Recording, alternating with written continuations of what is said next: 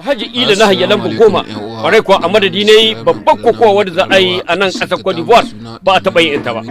Ba a taɓa yin irin wannan shahararren kokowa ba kamar ta bana in Allah mai kowa mai komai ya gwada muna.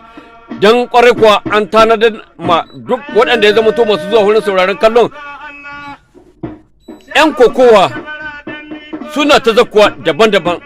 Kwanan gama akwai mutum 23 waɗanda suka zaka kwarai kuwa kuma insha Allahu muna sanar da ku da cewa waɗanda duk ba ku taɓa ganin wurin kallon kokowa ba bana sai kun gane su dan har mai gidanmu in Allah ya da in mai kowa mai komai ya yarda ambasadar namu wanga sabo in Allah ya yarda kowa sai ya gane shi da shi da konsaye dinai da sauransu nan duk sai sun halarci wannan kokowa da za a yi rana ta sallah a nan Palais Sport in Allah ya yarda saboda haka muna sanar da ku da cewa in Allah mai kowa mai komai ya yarda kokowa ce za a yi wadda ba a taɓa yin irin ta ba a nan ƙasar Cote d'Ivoire a madadin Alhaji Ila na hayya lamba goma.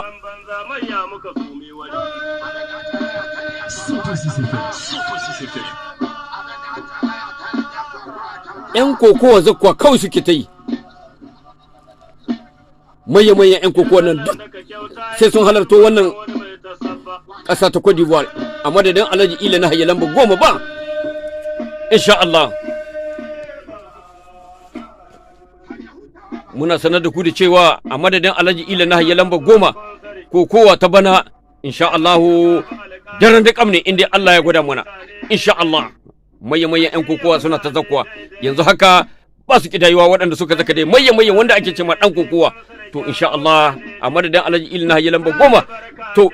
ubangiji Allah ya gwada mana rana ta sallah.